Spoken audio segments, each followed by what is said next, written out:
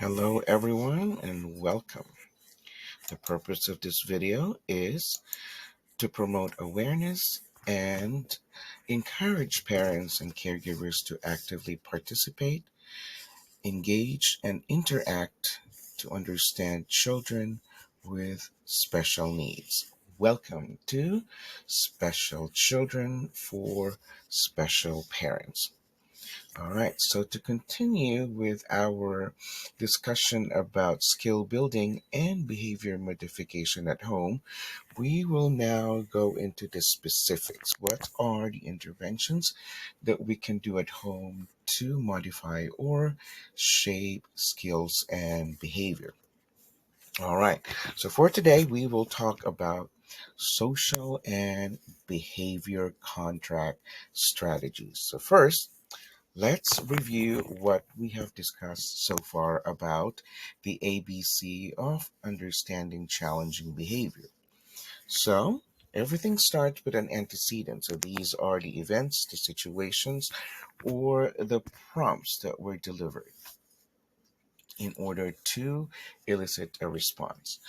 And the response is the behavior. So, these are observable and measurable acts. So, a behavior could be a positive behavior, or sometimes it could be a challenging behavior. And the consequence follow, which is the event that follows after the behavior. It could be a positive consequence, or it could be a negative consequence as a result of the behavior. All right, so how can we intervene? How can we shape those behavior in order to produce positive response, positive consequences? Now we are talking about interventions. So we have that little space between the antecedent and the behavior to intervene and to shape behavior in order to produce positive result. And one of those is behavior contract. So now we're going to study the specifics on what we can do in between the antecedent and the behavior. What are the interventions that we can do at home in order to shape behaviors and to produce positive or desirable results? All right, so let's talk now about behavior contract and its components. All right, so a behavior contract is a document, so something that we can see, something that is visual, that spells out what is the expected behavior. So, very clear what is the expected behavior and the reinforcement or the reward that happens when those expectation is achieved. So sa atong pinulungan, sa kini ka dokumento or something like a visual aid nga nag-layout unsa ang expected nga behavior, unsa ang atong ang gipangita nga behavior, or the reward or the reinforcement that this child or the child will earn once the behavior is performed, or once the behavior that is expected is completed. So very straightforward. So here's an illustration of a behavior contract. So relevant and specific expectations. So, this is just a reminder that we need to be very specific on what skills or what behavior do we want the child to practice or to demonstrate. Very specific. And also, in order for that to have or to have a measurable participation of the desired response, in order for us to see the result right away, if we have a very specific skill that we want to target, then it will also produce a measurable desired response. So we will get the response right away from a very specific behavior. And in between, since we have a contract, you as the parent have an expectation of a desired behavior or skill, and the child, on the other hand of the contract, will demonstrate a measurable desired response. So in the middle, you agree that there is a reward or a reinforcement. So a reinforcement is something that would likely encourage a positive response. A reward or a reinforcement is something that would encourage the child to demonstrate that expected behavior. All right. So now let's dig in and let's see this illustration of how we use behavior contract in shaping skills or behavior modification at home. So first we have the antecedent, and then of course we do have the intervention, which is the behavior contract.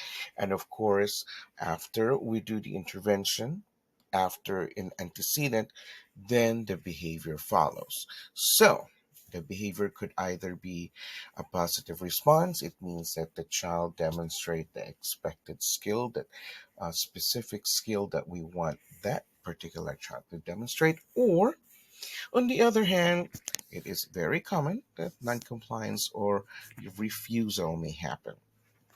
All right, so what are we going to do next?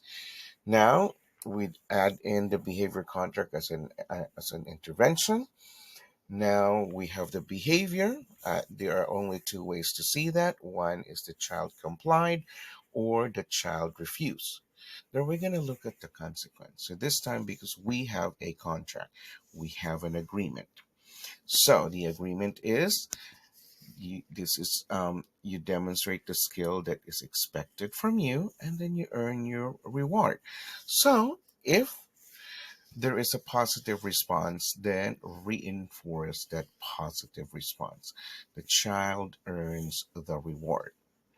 Now, what happens if the child refuses? All right, we need to repeat the process because sometimes or most of the time, this is new to them. Unless your child already has this skill being taught by the speech therapist or at school. So if this is new at home or this is new to the child, then we would expect that we need to repeat the process in order for the child to understand what the behavior contract is all about. So just very simple. There is an expected behavior and the child is expected to demonstrate that specific behavior, and then you earn the reward. So this is how the flow chart follows. We have the antecedent. We put in the intervention of the behavior contract in order to hopefully get a positive response. So if we get a positive response, then the consequence would be reinforce the child right away. So if the child is working for a tablet or to watch TV, then um, reinforce that. Let the child earn that reward for demonstrating the skill or the positive response. Now, if the child refuses or demonstrate non-compliance, then we need to repeat the process in order for the child to understand what the behavior contract is all about. Okay, so let's take a look at behavior contract number one. So a behavior contract is visual. Remember, a behavior contract is visual, something that can be seen, and the expected task and the expected reward are all laid out. So it's a very simple sheet of paper. It is called the first then sentence strip. So first, that means that the behavior that is expected or the skill that you expect the child to demonstrate, and then would be the expected behavior. Then would be the expected reward that the child would earn after demonstrating a skill or a behavior. So, just a caution, sometimes if we teach new skills, we need to model it first. So, what we can do is let's do first skills that the child is familiar, something that they're already familiar at home. Self care would be one of them. or just a mere compliance would be one of them that they already know. So we start with things that we know, in shaping in shaping independence, in demonstrating such skills. All right, so the first then sentence strip is a visual aid, so meaning we can see that presents two actions. So there are only two actions being laid out, first and the other then. And this is a useful tool to help the individual or the child to understand the order of tasks or events. So again, going back into the symptoms of autism, they are very um, they're very good with series of tasks. They're very good with a rigid schedule, which things has to be in order. So we need to step into that things and to be in order and make it more positive. So what can we do? Then we add in the behavior contract. First, you do this and then you earn the reward. So again, we're not taking off that um, that flow of activities that the child would already have. We are just intervening in between and right on with the flow of activity. Okay, so here are some examples of prompts and also rewards. So you can print this at home and be creative with it. So a link will be um, attached to the video and also on the Facebook page for you to download this picture exchange resource kit. This is just a starting kit, and you can be creative and you can do other modifications at home if you want to. All right, so let's do this in practice. First, then sentence strip, very laid out, visual. First, this is the behavior that is expected from you, and then would be something that you will earn. All right, from this example, we are encouraging the child to brush teeth. So this has been a familiar task already for the child. So we are encouraging independence. We are encouraging compliance in order for this skill to become a part of them. Self-care is very important. All right, so brush teeth. First, you brush your teeth. Then you earn the tablets. So a lot of kids nowadays are very interested in technology, and tablet is one of those that they have at home. So you have it at home, something that is a reward, something that they like, something that would reinforce a behavior. So if you wanted to increase compliance to brush teeth, find a strong reward to encourage participation and result in a desirable response. So you know already what works best. What are those rewards? What are those activities that your child wants to do at home? We're not introducing new things at home. We are using things that are already available at home. And one of those is the tablet. So let's use the tablet as a reward, not just something that they can access at any time, but at this time, in order to teach skill, we would use those activities that are rewarding to them. That means a lot to them in order to shape a certain behavior or encourage compliance to certain skills. So at this time, for example, brush your teeth. So what can we do? Use something that is rewarding.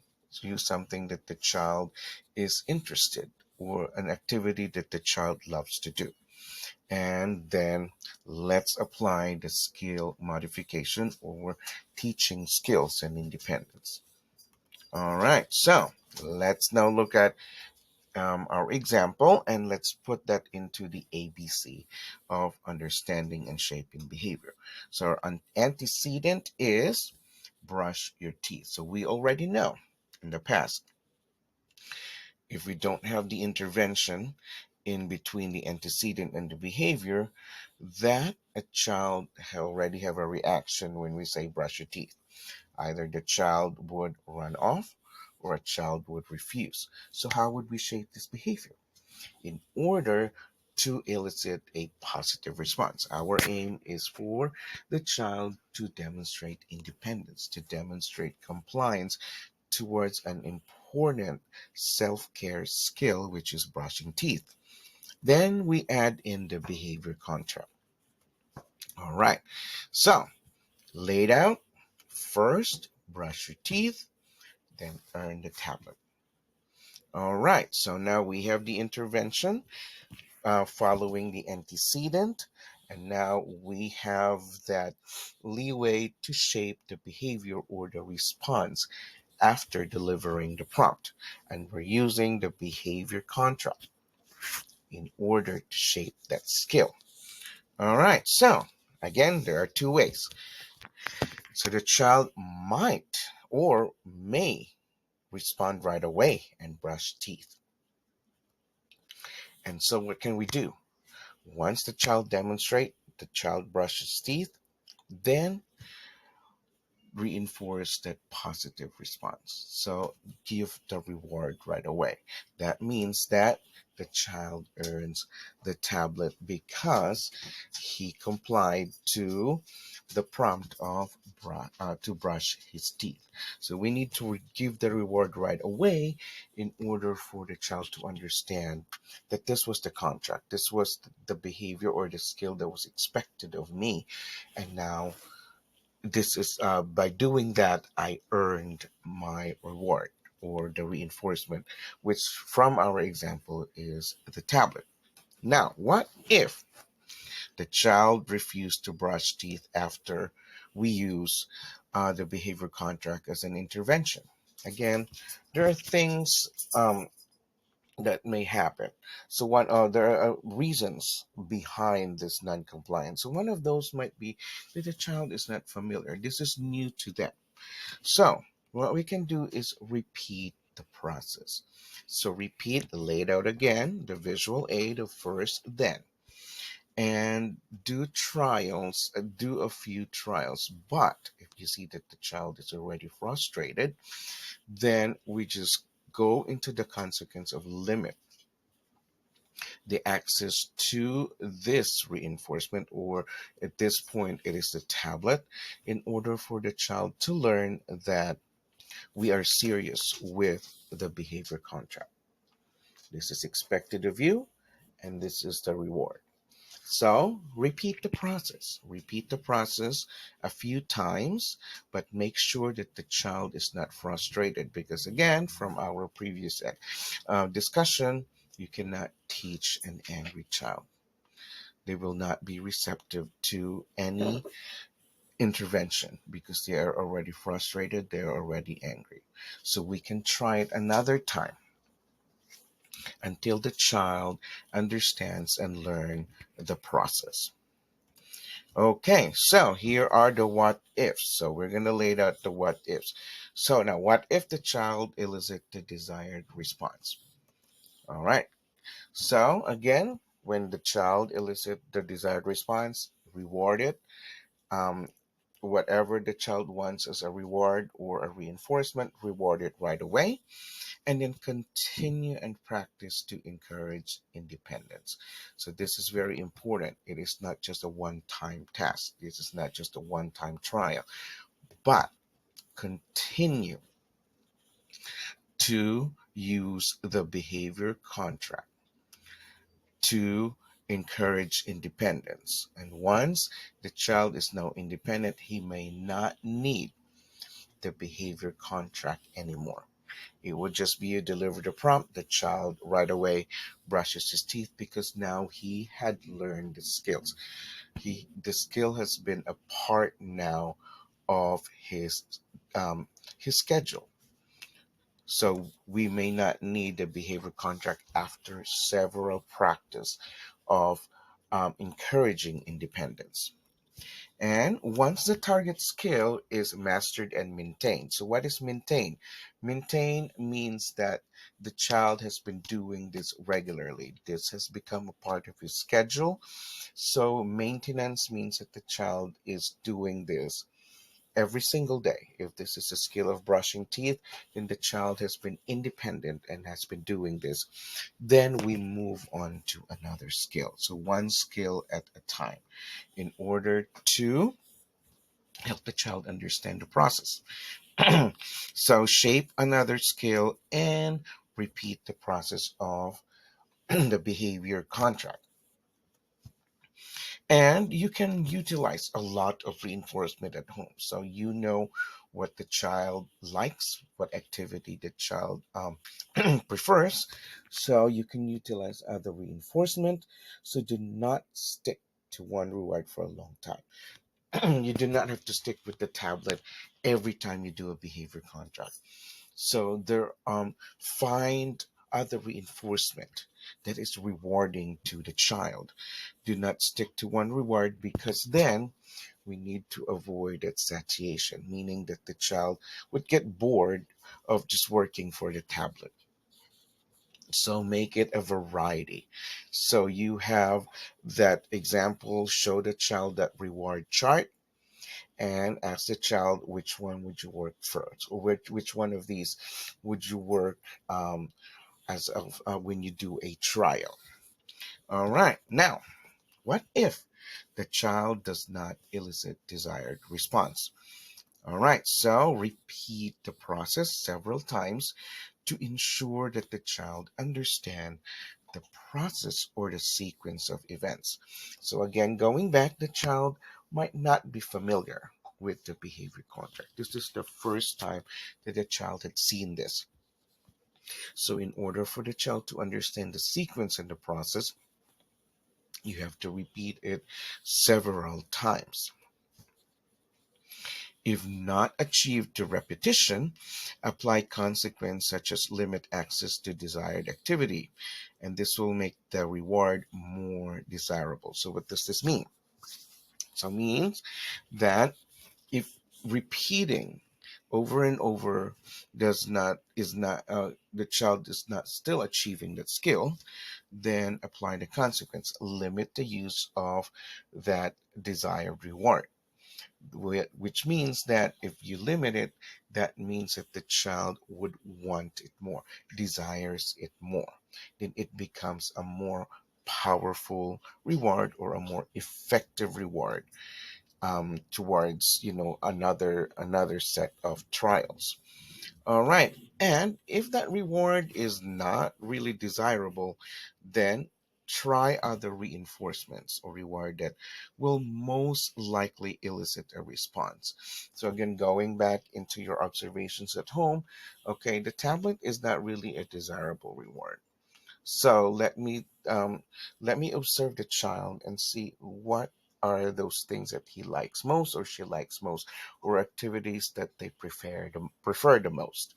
All right, that would most likely elicit a response. All right, now repetition is very important because it encourages independence and the desired response. Success does not happen right away, so always remember this is a process, and success does not happen right away or overnight. It takes time. So, in teaching skills, we as parents must also be patient, must also understand that this is a process. This is something that the child needs to understand in order for them to elicit the desired response that we would like them to do. All right, so let's review again behavior contract, how it goes. So first, you must have the first and then sentence strip because this is a visual aid that lays out the process or the series of events. So first is the task or the skill that you expected from the child. And once the child elicits that skill or performs the task, then the reward follows. Okay, so this time, this is another example, shower time. And then after you shower or after you take a bath, then you can watch your favorite TV show. All right, so if you wanted to increase compliance to a task, find a strong reinforcement. So it all matters on what the reinforcement. If the reinforcement is very desirable, it would encourage participation and result in desirable response. All right, so our takeaways. So first, then, sentence strip is useful in shaping one skill at a time. Okay, so this is very important. One skill at a time. You cannot just ask a child to do several behavior contracts at home. So we start with one skill at a time. We target one skill at a time, and once it's mastered and maintained, then you can move on to the next skill. So first, then, sentence strip works for short-term task. Okay, so short-term means that there is a duration, means that there is a beginning and an end. So like brushing teeth, when you say brushing teeth, it is a short-term task. It is not a series of tasks. It's just one task. So taking a shower is one of those. Using the bathroom, brushing teeth, or wash hands are examples of short-term tasks. So just one task, and they are short-term. There is a beginning and there is an end of that task. And first then sentence strip will not work in teaching multi-step tasks. So from the first takeaway, we only teach one task. So if it is a multi-step task, then we would need another intervention for that, because the first then sentence strip will not help us in teaching multi-step tasks. Okay, so if you want to teach multi-step tasks like washing dishes or doing the laundry, and you need to be specific on a particular skill, a particular procedure. So break down multi-step tasks to specific shorter steps to complete the process. So shorter steps.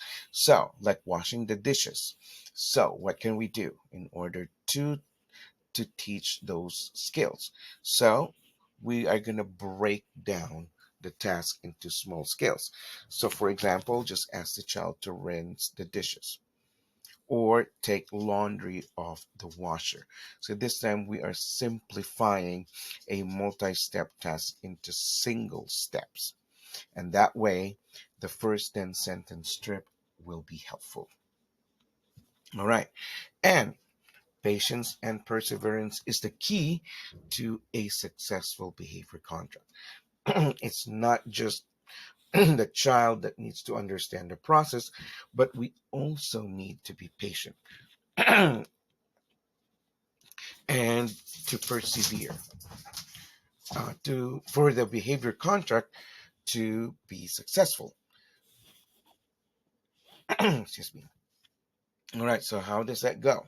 So we need to understand that this might be the first time that the child is exposed to this kind of visual contract.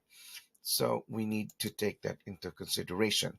That remember, this is new to the child, so it will take time to get familiarized with the process and the expectations. So patience is the key to a successful behavior contract. So take into consideration that this is new to the child and it will take time for them to familiarize and to process the expectations that are built within the contract. You can utilize other reinforcement. Do not stick to one reward for a long time. Again, going back into reinforcement, you have a variety of activity and reinforcements at home. So do not stick to just one in teaching a skill. You need to vary those reinforcement. And if a child does not respond after several trials, which can happen, try another time to avoid frustration and challenging behavior. So we need also to consider that doing this again and again at one setting may produce or may result into frustration and challenging behavior. All right. So again, repetition encourage independence and the desired response, and success does not happen right away. So that is all for today. Again, you will have uh, a link to the picture exchange beginner's kit or kit for you to start with at home. And don't forget to like or subscribe. And if you have any questions, please feel free to message me or um, do it in the comment section. Thank you very much, and I hope that this topic gives you the opportunity to practice this at home and to shape skills and behavior.